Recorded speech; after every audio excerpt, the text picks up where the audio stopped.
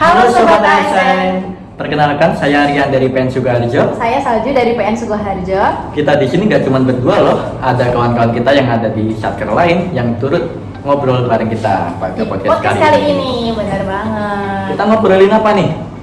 Hari ini kita akan bahas satu tema, yaitu adalah kesalahan pemanfaatan media sosial yang nanti akan berdampak ini, Mas. Apa itu?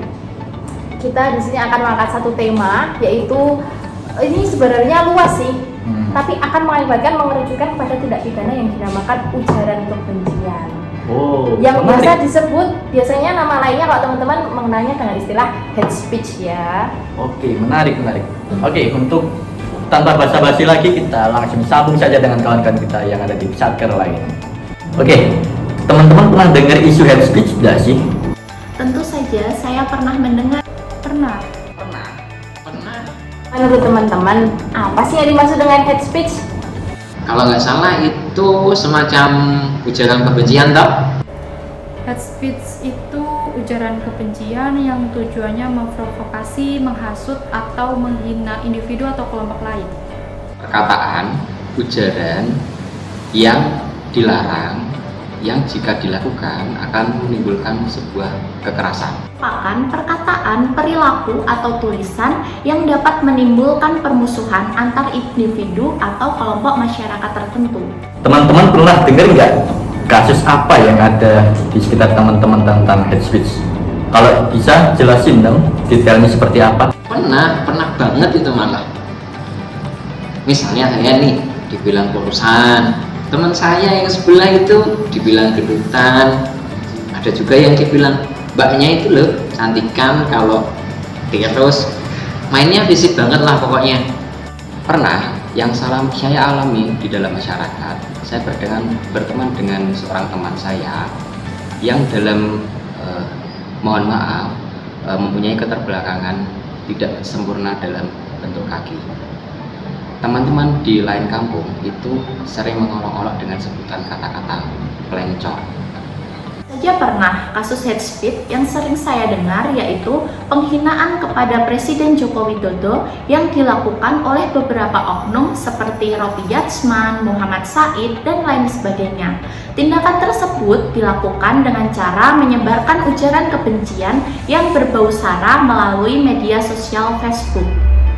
Pernah, bahkan bisa dibilang ikut jadi korban karena ada teman yang dijelek-jelekan namanya di media sosial Twitter saat itu, dan karena saya temannya saya jadi ikut ke bawah.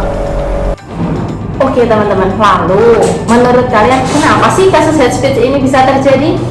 Yang pasti karena kurangnya pengetahuan tentang etika digital ya, karena ketika kita punya digital ethics, kita bisa memberikan self control ke diri kita dalam memberikan komentar ke orang lain.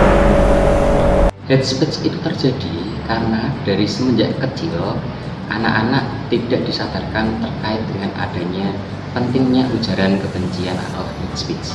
Jadi anak-anak akan menganggap hal tersebut adalah hal yang biasa. Kasus hate speech biasanya terjadi karena adanya faktor dari dalam diri individu yang merasa tidak puas akan kinerja pemerintah atau suatu bentuk frustasi masyarakat terhadap situasi politik dan ekonomi.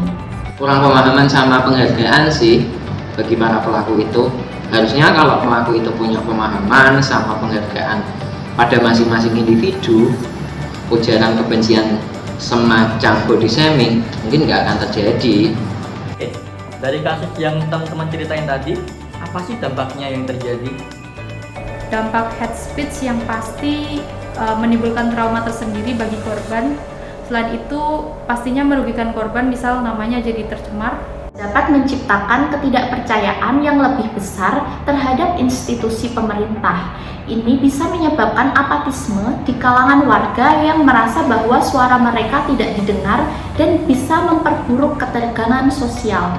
Akan terasa bagi korban, apalagi jika korban mentalnya tidak bagus, maka akan mengucilkan diri dari masyarakat dan pergaulan.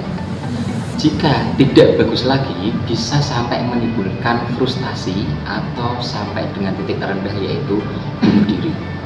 Kalau bagi korban sih bakal kena mental banget ya, bisa sampai mengucilkan diri malah.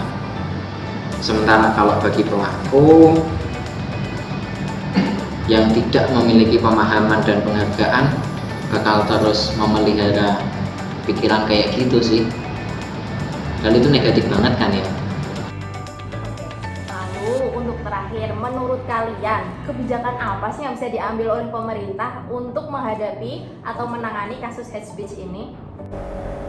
Pemerintah dan kita sebagai masyarakat digital bisa membekali pengetahuan tentang apa itu digital ethics, karena ketika kita punya etika digital kita bisa membedakan mana sih yang merupakan kebebasan dan berpendapat dan mana yang merupakan hate speech.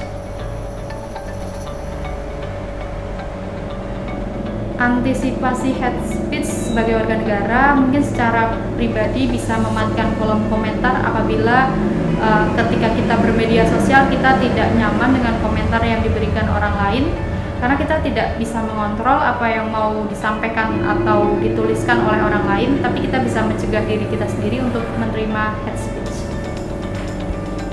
Kan yang diambil dari pemerintah atau instansi lain, dalam hal ini saya menekankan kepada pihak sekolah, dalam hal ini sekolah dasar atau SD, untuk sering-sering mensosialisasikan terkait dengan ujaran kebencian, agar anak-anak kita sudah dididik terkait dengan ujaran kebencian, sehingga sudah terpatri di dalam hatinya dan bisa melaksanakan dan bisa mengimplementasikan ujaran kebencian di dalam kehidupan bermasyarakat.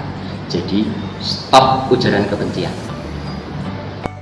Menurut saya, kebijakan yang dapat diambil oleh pemerintah untuk mengantisipasi adanya kasus hate speech di kemudian hari, yakni dengan melakukan edukasi. Masyarakat perlu didorong untuk memahami pentingnya dialog yang sehat dan bagaimana menyampaikan kritik dengan cara yang konstruktif.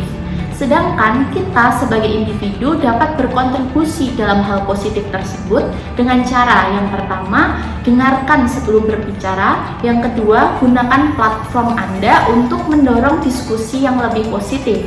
Mulai dari sekarang, mari kita fokus pada solusi daripada hanya mengkritik. Gantung kasusnya di mana.